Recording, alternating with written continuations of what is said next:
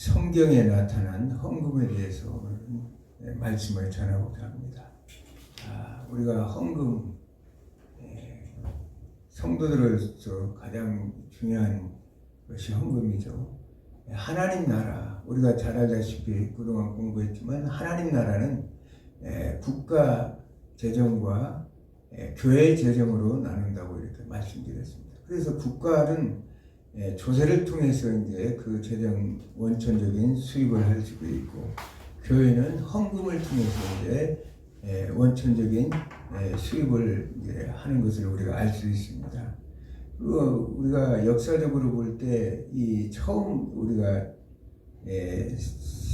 과거에는 재정 규모가 적을 때는 국방이나 치안, 사법, 교육 이런 것에 머물러 있었지만 국가 재정도 이제 점점 확대가 되면서 결국은 이제 사회, 정치, 교육, 사회, 문화 모든 분야, 또 사회 복지 이런 분야까지 국민의 후생까지 증진을 위해서 재정 규모가 확대되어졌던 것처럼 교회 재정도 결국은 교회 내에서만 우리가 움직였던 이 재정 활동이 이제는 국내 선교라든지 또는 해외 선교라든지 그러면서 또 이제 사회에 부응해서 결과적으로는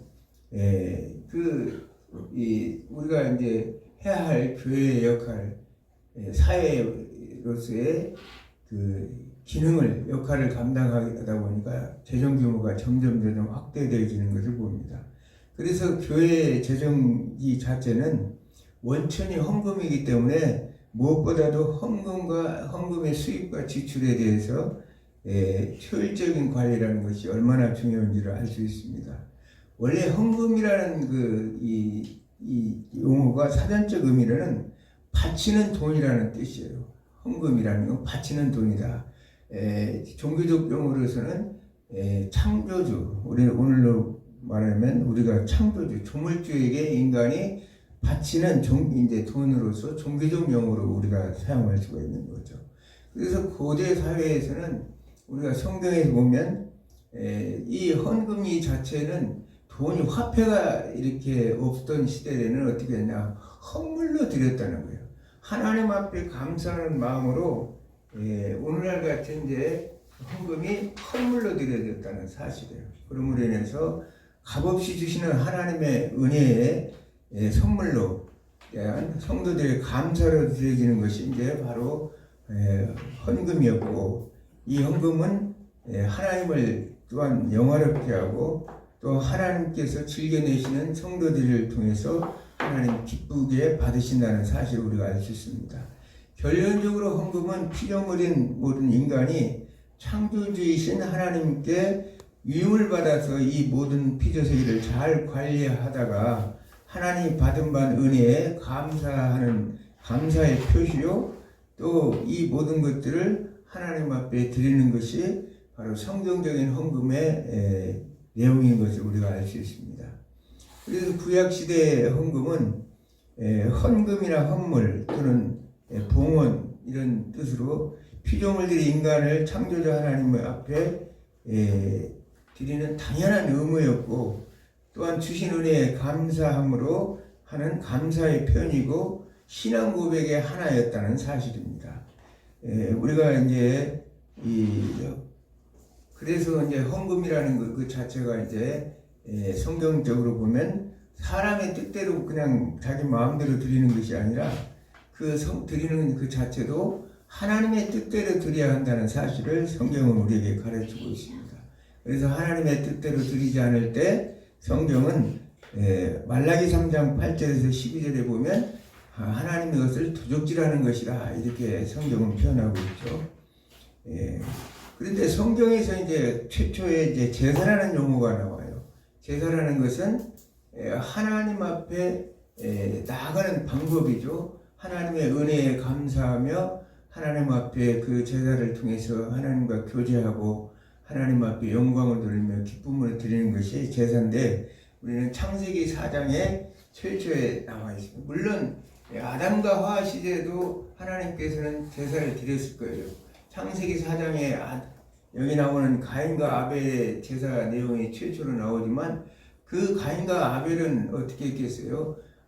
에덴 동산에서 하나님과 이 하나님 앞에 아담과 하와가 자기 부모들이 드렸던 제사를 그들이 눈여겨봤었을 거예요. 그래서 이제 그들도 이 하나님 앞에 제사를 드리고 이렇게 제물을 드리는 그런 것들을 봤기 때문에 자신들도 계속적으로 이제 하나님 앞에 드리는 제사 내용이 나옵니다. 창세기 4장 1절에서 6절까지만 한번 같이 읽겠습니다. 창세기 4장 1절에서 6절. 제가 2절을 읽고 여러분들이 들려주시겠습니다. 네, 창세기 4장. 아담이 그의 아내 하와와 동침하매 하와가 임신하여 가인을 낳고 이르되 내가 여호와로 말미암아 등남하였다 하더라. 그가 또 가인의 아우 아벨을 낳았는데 아벨은 양치는 자였고 가인은 농사하는 자였더라. 세월이 지난 후에 가인은 땅의 소산으로 제물을 삼아 여호와께 드렸고 아벨은 자기도 양의 첫 새끼와 그 기름으로 드렸더니 여호와께서 아벨과 그의 제물을 받으셨으나 가인과 그의 제물은 받지 아니하신지라. 가인이 몹시 분하여 안색이 변하니 여호와께서 가인에게 이르시되 내가 분해하면 어찌 됨이며 안색이 변하면 어찌 됨이냐. 아멘. 자, 오늘 이제 최초로 가인과 아벨이 하나님 앞에 제물을 드리는 것을 봅니다. 우리가 이 내용은 옛날부터 많이 들었던 내용이죠. 왜냐하면 가인은 농사짓는 자였고 아벨은 양치는 자였다는 거예요. 그래서 가인의 제물은 받지 않았고 아벨의 제물은 하나님이 받으셨다. 그래서 이걸 이제 많은 부흥사들이 와서 피로 이제 말하자면 제사를 드리지 않았습니까? 예수 그리스도의 구속의 피, 그것을 생각해서 그 피로 드린 제사가 아니었기 때문에 하나님이 안 받았다. 이런 식으로 어렸을 때 우리는 부흥사들로부터 오셔가지고 하는 얘기를 많이 들었습니다. 과연 하나님께서는 그래서 하나님께서 가인과 아벨의 제물을 구별했을까 이런 생각을 가져보죠. 그러나 이 곡식으로 드렸기 때문에 제물을 받지 않은 것은 아니었다는 거예요. 왜냐하면 레위기 2장 1절에 보면 곡식제사라는 게 소제라는 것이 나와요. 소제. 이걸 히브리어로는 민하라고 합니다. 민하인데 하나님 앞에 드려지는 예물 또는 소제를 이제 민하라고 하는데 이거는 뭐냐, 곡식 가루를 빻아가지고 하나님 앞에 전제로 드리는 것을 얘기하고 있습니다. 그렇기 때문에 곡식으로 드렸기 때문에 하나님이 받으시지 않은 것은 아니라는 사실을 우리는 성경을 통해서 알 수가 있는 것입니다. 그래서 이제 하나님께서는 그러면 왜 받지 않으셨을까 이런 생각을 갖죠. 우리가 히브리서 11장 4절에 보면 성경은 아벨의 제사는 가인과 비교할 때 더 나은 제사를 드렸다. 더 나은, 플레이오나라는 헬라어 단어로서 더 나은 제사를 드렸다. 더 나은 제사를 드렸다.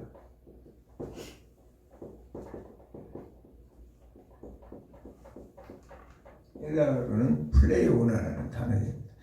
이제 더 나은 제사는 도대체 무엇일까? 양적으로나 질적으로 이 단어의 본 뜻을 보면 양적으로나 질적으로 우수한 이제 제물을 드렸다 이렇게 알 수 있습니다. 그러나 본문 전체를 보면 하나님께서 이 양적 질적이라는 의문은 6절을 보면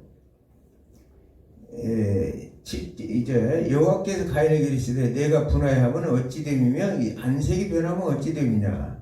내가 선을 행하면 어찌 낯을 들지 못하겠느냐. 선을 행하지 아니하면 죄가 문 앞에 엎드려지니라. 죄가 너를 원하나 너는 죄를 다스릴지니라. 지금 이 본문의 내용을 보면 지금 하나님께서는 지금 이 가인의 제사를 받지 않은 이유를 분명히 말씀하시는데 선을 행하지 않았다는 얘기예요. 하나님께서 이 가인에게 드리는 이 제사는 가인이 평상시에 하나님 앞에 그 마음이 하나님을 영화롭게 우리가 잘 알다시피 로마서 12장 1절에 보면은 너희 몸을 하나님이 기뻐하시는 산 제물로 드려라. 이는 너희가 드릴 영적 예배니라. 이렇게 말씀하죠. 그래서 우리가 삶을 통해서 하나님 앞에 기쁨의 이 제사를 드려야 되는데 예배를 드리는 거예요. 우리는 그냥 이렇게 와서 같이 모여서 교회에서 예배 드리는 것만 예배가 아니라 삶을 통해서 하나님을 찬양하고 하나님을 경외하고 기쁜 마음으로 감사하며 사는 그 자체가 하나님의 은혜로운 삶을 사는 것이 바로 영적 예배라고 성경은 말하고 있습니다. 그래서 가인이 오늘 이 제물을 받지 않은 하나님의 뜻은 뭐냐? 가인이 평소의 삶을 하나님 앞에 인정받지 못하는 하나님은 절대 선이죠. 그래서 하나님을 이 선이라는 건 뭐냐? 하나님을 기쁘게 하는 것이 선인데 가인의 삶은 하나님을 기쁘게 한 삶이 아니었다는 사실을 성경은 말하고 있습니다. 그러므로 인해서 네가 선을 행하지 아니하면 죄가 문 앞에 없더니가. 네가 지금 이 선을 앞으로도 네가 이런 식으로 이제 하나님 앞에 하나님을 기쁘게 하는 삶을 살지 아니하면 하나님 말씀대로 사는 삶을 살지 않으면 너희 앞에 죄가 문에 엎드릴 것이라. 죄가 네 앞에 항상 웅크리고 있을 것이라는 거예요. 그래서 죄가 너를 이제 삼킬 것이라 이런 말씀을 하는 것입니다. 죄가 너를 원하니 너는 죄를 다스릴지니라. 죄는 항상 이 가인의 그 마음속에는 하나님을 경외함과 하나님을 기뻐하며 감사하는 마음이 없이 항상 그 마음속에는 이미 이때는 이제 죄가 아담과 하와를 통해서 우리 인간들이 들어왔죠. 사탄이 그 안에 가인의 안에 그 마음의 자리를 잡아서 그 마음을 이 움직이도록 가인을 통해서 이제 하나님 앞에 대적하는 그런 마음이 은연중에 가지고 있었다는 사실이에요. 그러므로 인해서 결국은 이 성경에 나오는 최초의 살인자가 되는 동생 아벨을 가인은 죽이는 그런 살인자가 되는 우를 범한 것을 우리가 알 수 있습니다. 그러므로 인해서 성경에 나오는 이 제사, 우리가 예배라는 것이 얼마나 중요한가를 우리는 성경을 통해서 우리가 알 수가 있는데, 이 예배라는 것이 우리의 삶을 통해서 드려져야 된다는 거예요. 우리가 교회 안에서 형식적으로 와가지고 주일날 와서 그 시간 속에서만 형식적으로 예배를 드리고 가는 게 아니라 하나님이 원하는 예배는 삶을 통하여 우리가 드러난다는 거예요. 우리의 삶을 통하여 온전한 예배가 드려지는 것을 하나님 원하시는 거지, 그냥 어떠한 아무거나 갖다가 하나님 앞에 드리면 하나님은 다 받으실 것이라 그런 생각은 절대 안 된다는 사실을 성경은 우리에게 가르치고 있습니다. 자, 창세기 4장에서 제물을 보았다면 이제 홍수 심판 이후에 창세기 이제 8장에서는 단이라는 용어가 최초로 나와요. 단. 자, 이제 하나님께서는 죄로 이제 가인과 아벨의 이 사건을 통해서 볼 수 있지만, 가인의 후손들이 죄악이 관영하다 보니까 셋의 후손까지 오염이 됐고 이제 홍수 심판을 하게 됩니다. 심판 이후에 온 인류를 다 멸망시키고 노아의 이 가족들만 살고 정결한 그 짐승들만 남겨뒀다는 사실이에요. 하나님께서 그래서 이제 노아가 이제 홍수 이후에 하나님 앞에 이 단을 쌓아서 하나님 앞에 드리는 내용이 나오는데, 창세기 8장 20절과 21절을 한번 읽겠습니다. 창세기 8장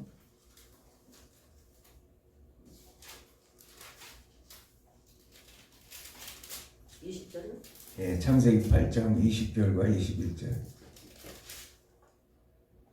노아가 여호와께 제단을 쌓고 모든 정결한 짐승과 모든 정결한 새 중에서 제물을 취하여 번제로 제단에 드렸더니 여호와께서 그 양계를 받으시고 그 중심에 이르시되 내가 다시는 사람으로 말미암아 땅을 저주하지 아니하리니 이는 사람의 마음에 계획하는 바가 어려서부터 악함이라 내가 전에 행한 것 같이 모든 식물을 다시 멸하지 아니하리니. 아멘. 자, 여기서 단을 이제 제물을 이제 드리는데 단이라는 단어가 나와요. 단이라는 단어는 뭐냐면 짐승을 잡는다, 제물을 죽인다는 뜻을 가지고 있어요. 그러므로 해서 단이라는 것은 재물을 잡는 장소를 얘기하고 있는 거죠.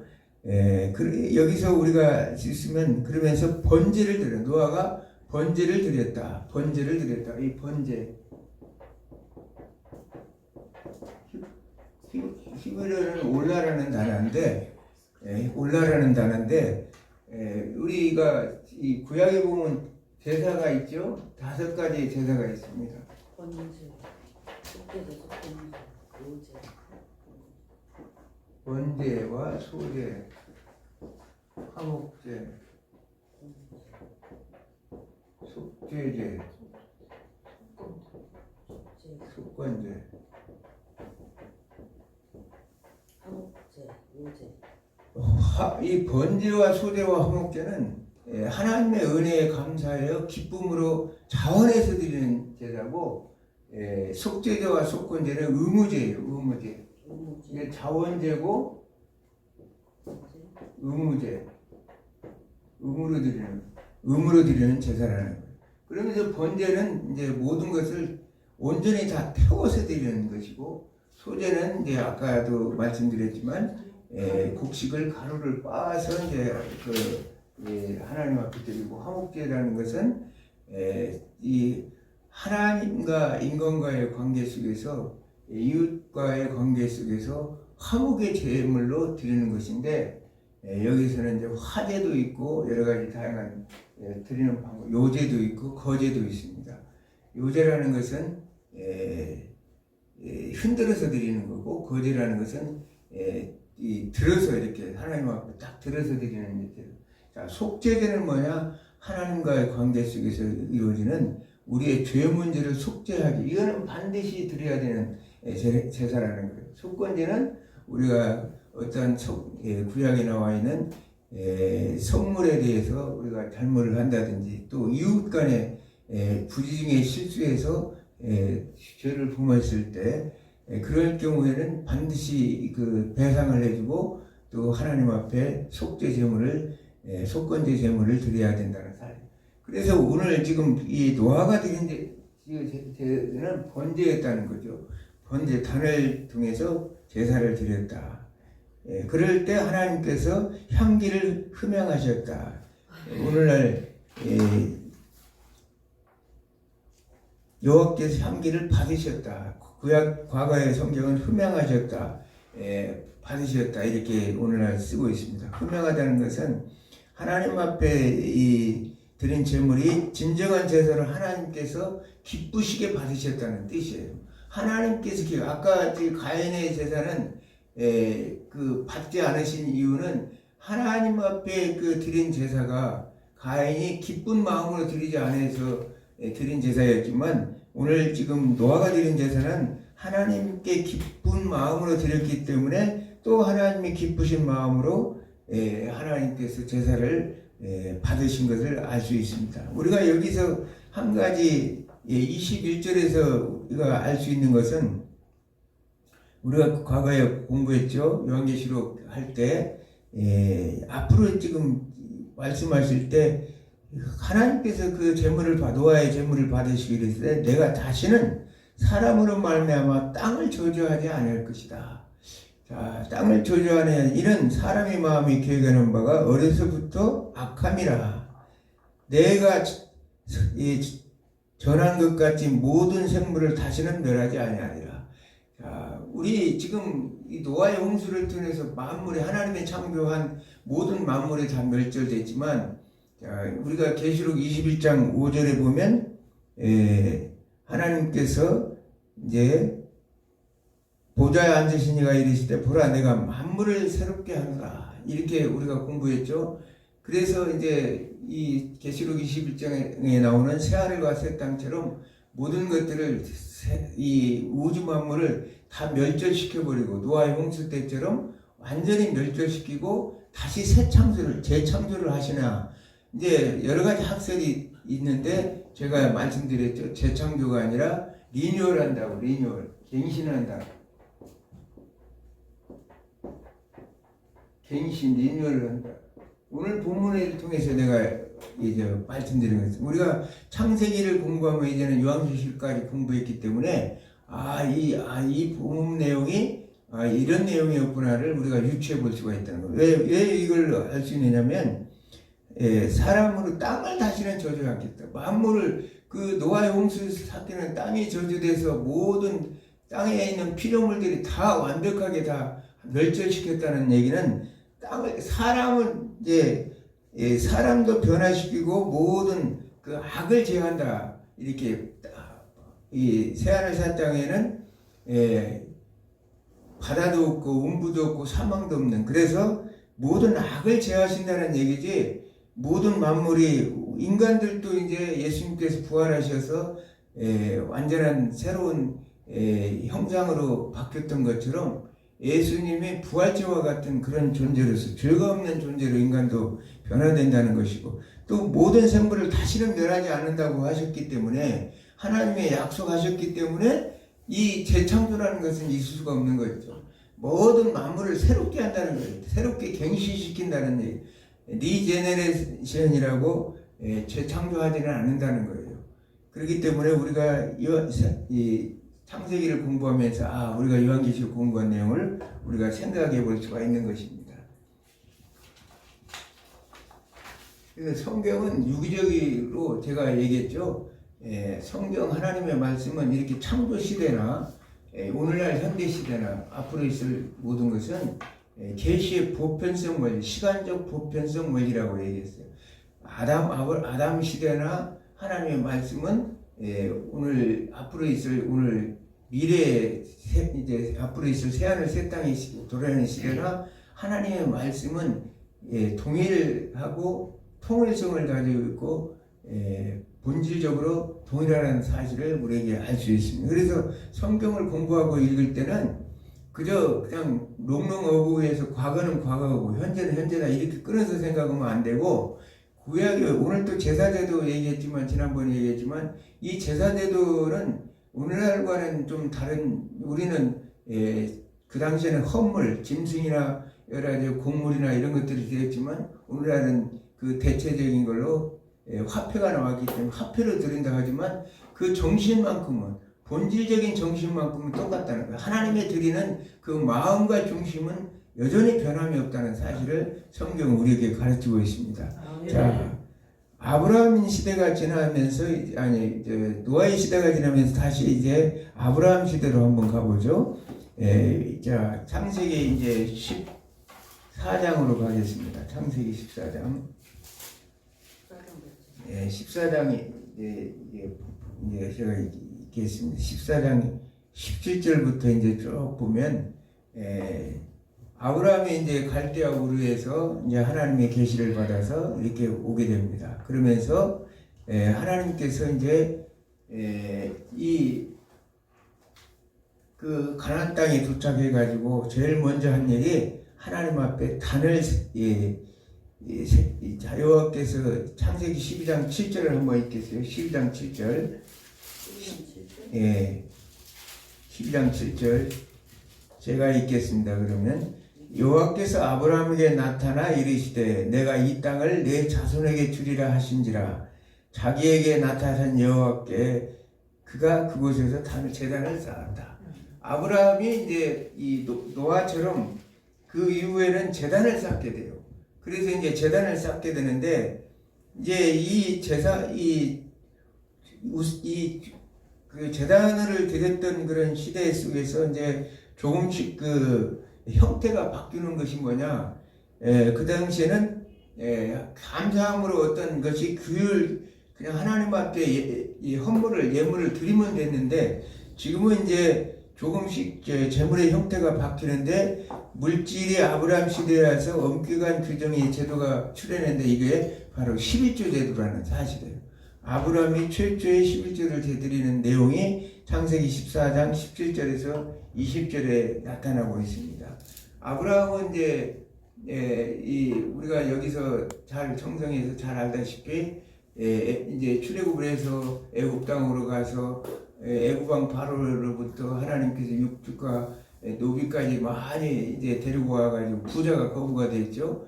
그래서 이제 그 거부가 되다 보니까 결국은 롯과 헤어지게 돼 있는데, 롯은 이제 아브라함이 야, 네가 좌하면 내가 우하고 내가 우하면 나는 좌라 할 것이다. 이렇게 해서 이제 차지한 것이 이제 롯이 소돔과 고모라 땅이었다는 거예요. 그래서 그 당시에 북방왕 그돌라 오멜에 의해서 이제 롯과 그 가족들 전부 이제 잡혀가는 사건을 우리가 알 수 있습니다.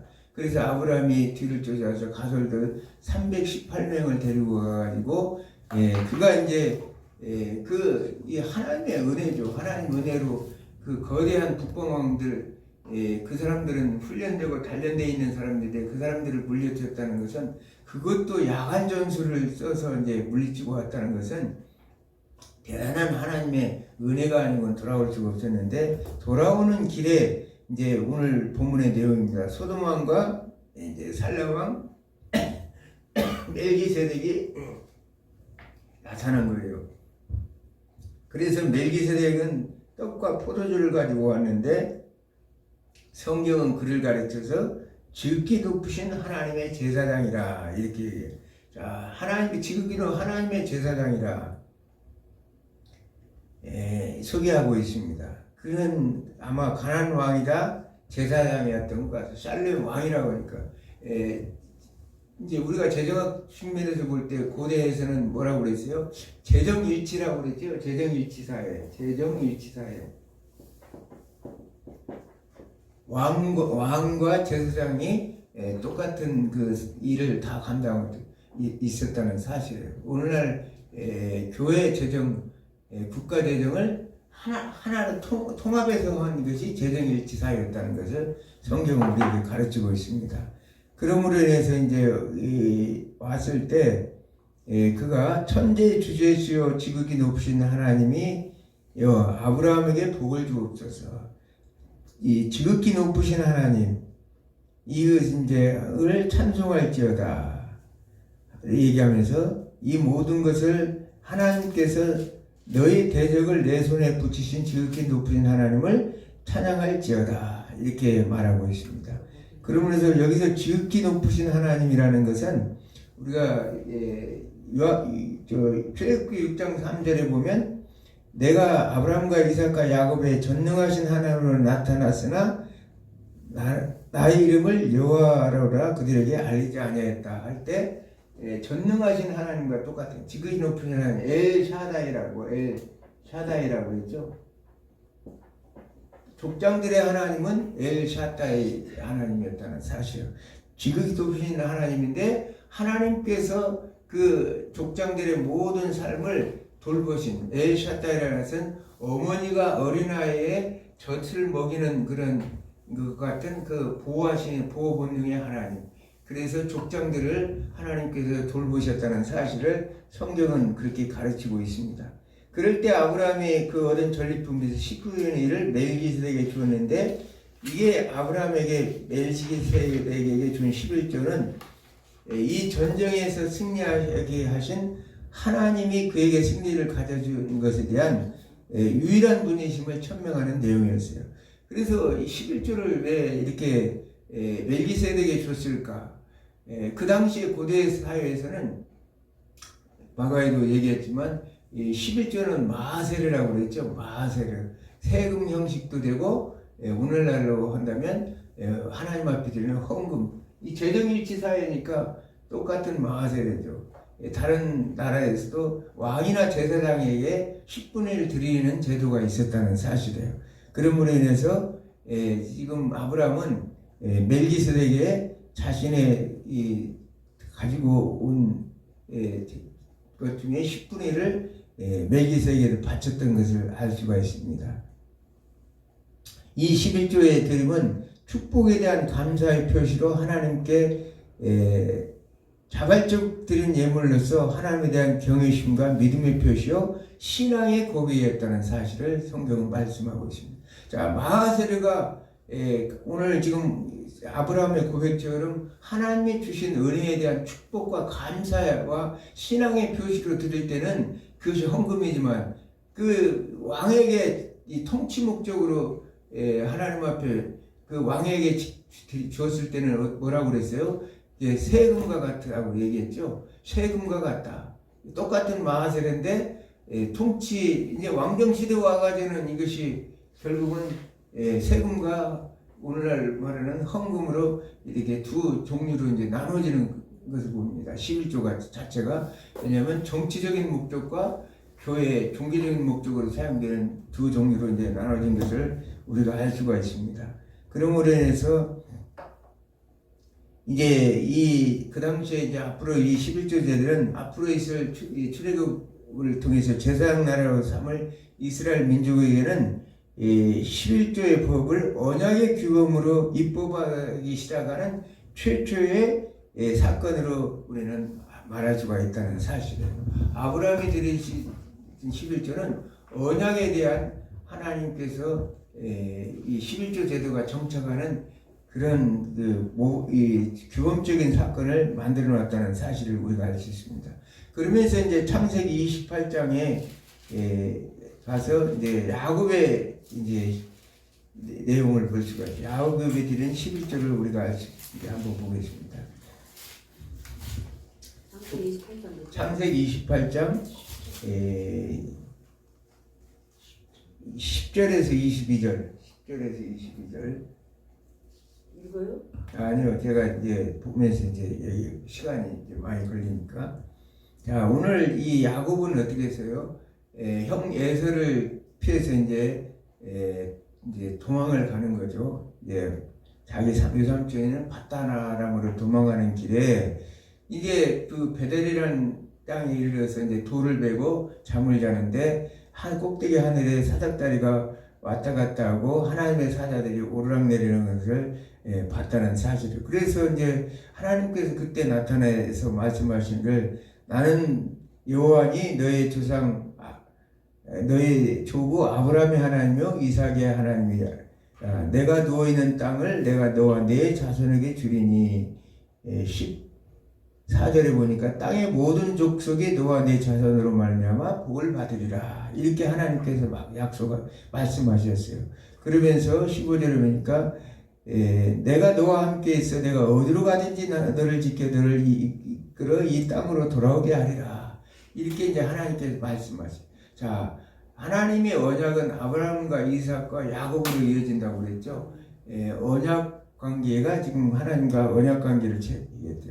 그 얘기는 엘샤다의 하나님은 아까 얘기했지만 전능하신 하나님은 그 야곱을 하나님께서 지금 앞으로 이제 돌아올 때까지 보호하시고 인도하시겠다는 하나님의 언약적인 말씀이고 계획이었다는 사실을 볼 수 있습니다. 그래서 20절부터 이제 한번 읽어볼까요? 20절에서 22절까지 한번 읽어보겠습니다. 야곱이 소원하여 이르되 하나님이 나와 함께 계셔서 내가 가는 이 길에서 나를 지키시고 먹을 떡과 입을 옷을 주시오. 내가 평안히 아버지 집으로 돌아가게 하시오면 여호와께서 나의 하나님이 되실 것이요 내가 기둥으로 세운 이 돌이 하나님의 집이 될 것이요 하나님께서 내게 주신 모든 것에서 10분의 1을 내가 반드시 하나님께 드리겠나이다 하였더라. 아멘. 자, 야곱은 뭘 하는 거예요? 하나님께서 지금 하나님은 분명하게 너를 이제 이 순탄하게 가서 모든 것을 너에게 복을 줘서 돌아오게 하겠다고 분명히 하나님 말씀하셨는데 야곱은 그게 아니라 나를 이렇게 하나님께서 당신 우리 조상 하나님 여호와 하나님께서 조상의 하나님께서 나를 이렇게 평안하게 돌아오게 한다면 조건부적이죠. 11조를 내가 바치겠나이다. 이게 이제 아주 이 야곱의 이 조건부적 11조 고대 사회에서 있었던 그런 일단은 풍습을 이렇게 보여주고 있습니다. 그러므로 인해서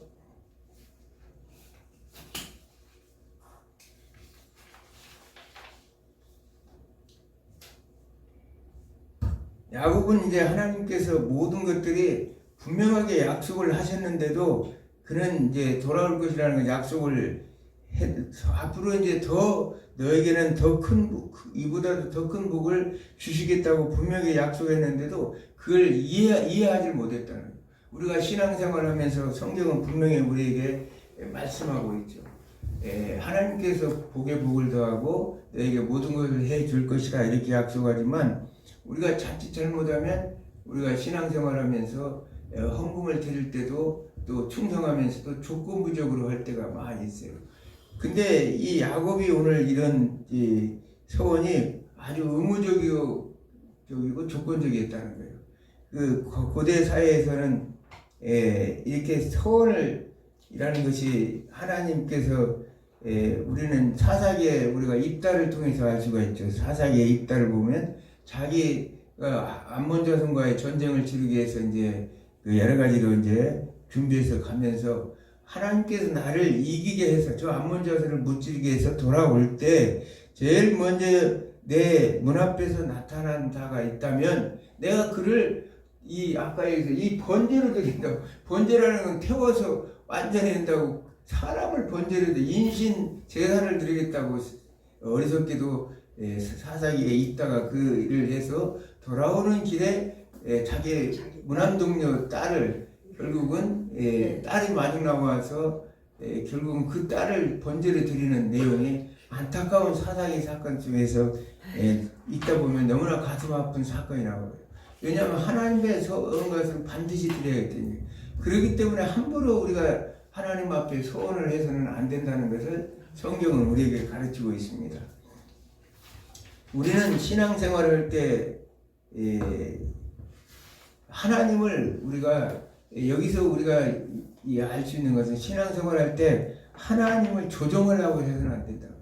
왜냐하면 고대 사회에서는 그 바빌론 우리가 잘 알듯이 가나안 땅에 그 바알과 아세라를 통해서 그 바알 종교를 보면 인간이 그 신의 이름을 불러요. 신의 이름을 불러서 그 바알이시여 우리에게 이런 복을 이렇게 복을 주시옵소서 이렇게 하면 그 바알의 이름을 불러서 자기네 요구 조건을 했다는 사실이에요. 그렇기 때문에 그 바알은 비를 내려달라고 하면 그 바알이 그걸 소리를 듣고 아세라와 같이 교합을 해서 그걸 통해서 이제 비를 내린다 그렇게 믿었기 때문에 금난 행위들이 거기서 행해졌다는 사실을 우리가 알 수 있습니다.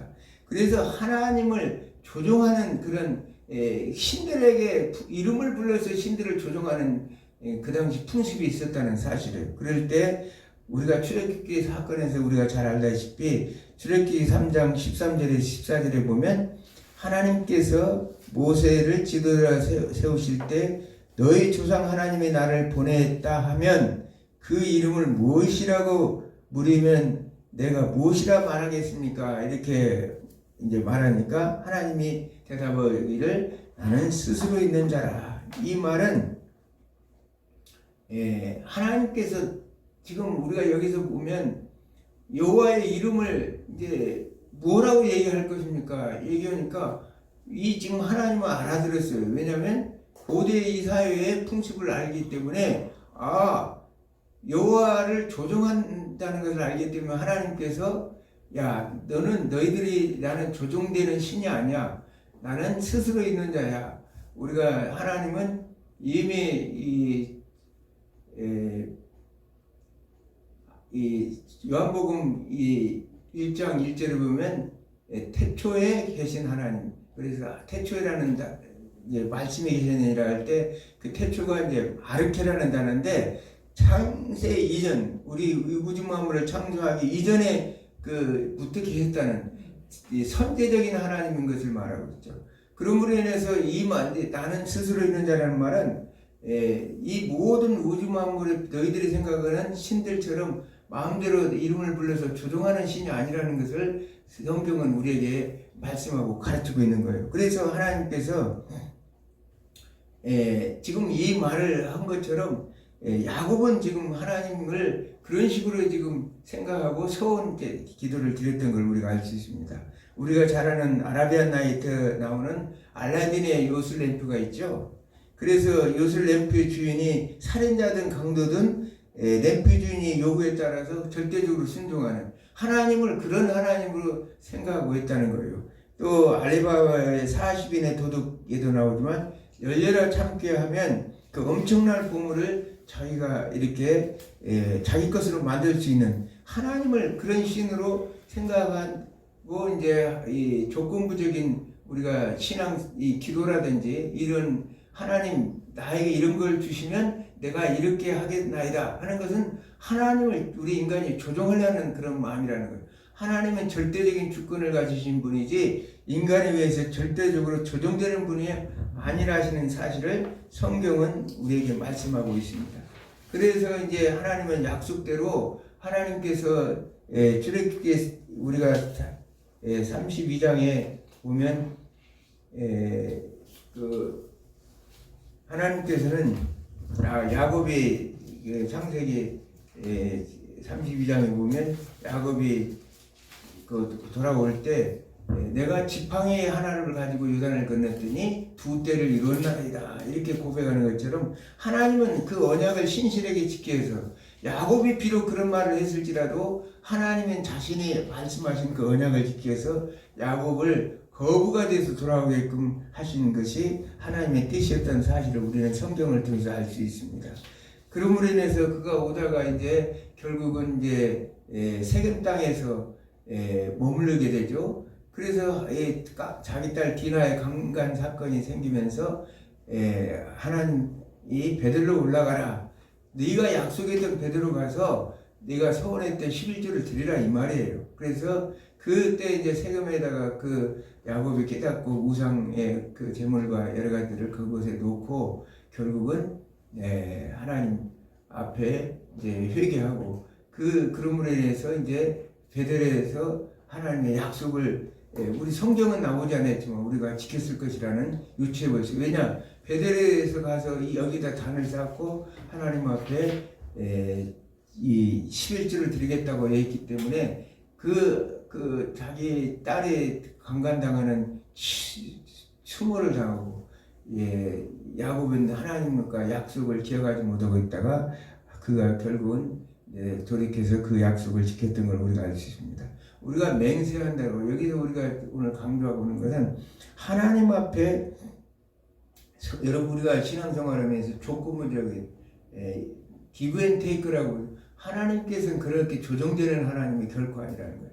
많은 부흥사들이 와서 11조를 해라 모으면 복에 쏟아 부어줄 것이다 헌금을 해라 이렇게 많이 유혹을 하죠. 과거에 부흥사들이 와서 보면 그런 얘기 수없이 들었어요. 그랬더니 뭐 어떤 복을 받았더라. 하나님은 그렇게 흔들리는 결코 그것이 좌우되는 복이 아니에요. 하나님은 말씀대로 순종하고 너의 삶이 아까도 얘기했지만 가인의 삶 속에서 우리의 삶이 하나님을 기뻐하고 하나님의 뜻대로 사는 자들에겐 분명하게 하나님께서 복의 복을 더하신다고 말씀하셨기 때문에 우리의 삶이 어떻게 삶으로 가느냐가 중요한 것이지 하나님께서 뭘 드렸다고 해서 하나님이 움직여지고 조정되는 하나님은 아니라는 사실을 우리가 알 수 있습니다. 그러므로 예수님께서는 마태복음 5장 33절에서 37절에 보면 맹세하지 말 것을 말씀하시죠. 자, 마태복음 5장 33절 제가 읽겠습니다. 또 옛사람에게 말한 바 헛맹세하지 말고 내 맹세한 것을 주께 지키라 하였다는 것을 내가 들었으나 나는 너에게 이르노니 도무지 맹세하지 말지니 하늘로도 하지 말라. 이는 하나님의 보좌이며 땅으로도 하지 말라. 이는 하나님의 발등삼이요 예루살렘으로도 하지 말라. 이는 큰 임금의 성이요 내 머리로도 하지 말라. 이는 내가 한 터럭도 쉬게 할 수 없음이라. 이렇게 말하고 있습니다. 너희는 옳다 아니다 하라. 이에서 지나는 것은 다 악으로부터 나느니라. 이렇게 예수님께서 예수님께서는 지금 하신 말씀은 우리의 인간의 힘으로는 어떠할 거 없기 때문에 함부로 하나님 앞에 맹세해서 우리가 하나님을 조정하려고 하지 말라는 거예요. 하나님께서 요구하는데 하나님 내가 이번에 이렇게 드리면 하나님께서 나에게 이런 복을 주시면 내가 이렇게 하겠나이다. 이런 족고부적으로 하나님 앞에 흥정하지 말라는 것을 성경은 우리에게 말씀하죠. 헌금이라는 것은 우리가 헌금 드려놓고 참 실망하는 사람들도 많이 있죠. 왜냐하면 분명히 목사님이 설교할 때 이렇게 해서 하나님께서 쌓아둘 것이 없을 정도로 축복을 주시겠다고 분명히 성경은 말씀하시는데 왜 안 줄까 이렇게 생각하는데 이 모든 것은 하나님의 주권이라는 사실을 주고 안 주고는 우리는 오늘날 현대 구약의 백성들이 이스라엘 백성들은 땅의 것에 축복을 많이 이렇게 생각을 했지만 현대 신약 시대의 성도들의 축복은 뭐냐? 저 영생의 축복이 있다는 사실을 알아야 돼요. 영생의 저 영원한 하나님 나라에 들어가는 것에 축복이 있지 지금 이 땅에서 아무리 잘 먹고 잘 살아도 저 영원한 하나님 나라에 들어가지 못하면 아무 의미가 없어요. 그 축복이 가장 큰 축복인 것이지 우리가 땅의 것에 너무 집착해서 우리가 열심히 충성했는데 교회에서도 그렇게 실망해서 하는 성도들이 얼마나 많습니까? 내가 열심히 충성했는데 결국은 하나님은 복을 주지 않더라. 이미 우리는 복을 받은 자들이에요. 예수 그리스도의 보혈의 피로 우리는 이미 구속함을 받아서 이제 완전하게 영원한 불못에 들어갈 존재들이 영원한 하나님 나라에 들어가는 그런 놀라운 축복을 받은 존재들이에요. 그렇기 때문에 땅의 것에 너무 집착할 것이 하나도 없습니다. 오늘 요즘에 정치하는 사람들 이렇게 보면 참 너무나 땅에 집착. 그 사람들은 아마 그 중에서 예수 믿는 사람들도 상당히 많을 텐데 정치 지금 이번에 참 이쁘고하는 사람들 그러나 그들의 지금 행태를 보면 참 상상할 수 없을 정도로 땅의 것에 집착하는 걸 봐요. 하나님 안에서 우리가 요구하는 것은 오늘 우리 헌금이라는 것은 하나님 앞에 감사하는 마음으로 자원하는 마음으로 기쁜 마음으로 즐거운 마음으로 드리는 것이지 결코 하나님을 조종하거나 이렇게 하면은 기브 앤 테이크로 하나님께서 어떠한 것을 해결해 줄 것이다. 내 자녀들이 잘 되고 내 몸이 건강하고 내 사업이 잘 될 것이다. 이런 조건부적인 결코 아니라는 사실을 우리가 생각하면서 우리가 한 가지 알아야 되는 것은 정말 우리는 하나님을 알아야 돼요. 그리고 하나님 나라를 알아야 돼요. 근데 오늘날 이 시대에서 신앙생활하면서 하나님도 모르고 하나님 나라도 모르고 그냥 맹목적으로 종교적 신앙생활, 종교생활을 하는 거죠. 신앙생활도 아니고 종교생활을 하는 사람들이 얼마나 많은지. 이방 신들에게는 이런 식으로 그 조건을 달아서 경우가 많이 있습니다. 그러나 하나님 나라, 하나님은 그런 하나님이 아니라는 사실을 우리가 생각하면서 정말 한 주간도 내가 어떻게 하나님 앞에 헌신하고 하나님의 아까도 얘기했지만 내 몸과 마음과 모든 생각과 의지가 하나님께 온전하게 바쳐질 때 그것이 진정한 헌물이요 헌금이지 어떠한 눈에 보이는 물질적인 걸 가지고 하나님을 조종하려는 생각은 결코 해서는 안 된다는 사실을 알 수 있고 또 헌금이라는 것은 어떻게 이것을 교회가 잘 재정적으로 잘 관리하고 나라 살림도 마찬가지 국가 재정도 잘못 관리하면 나라가 파탄 일으키듯이 교회 재정도 우리가 잘 하나님이 주신 말씀들을 운영하고 잘 관리해서 운영해야 되는데 그러지 못할 때 오히려 하나님의 심판을 받는다는 사실을 우리가 생각하면서 한 주간도 우리의 삶에 어떻게 헌신적으로 하나님 앞에 드려지고 하나님 앞에 나타나야 될 것인가를 생각하는 한 주간이 되기를 주님으로 축원합니다. 기도합니다.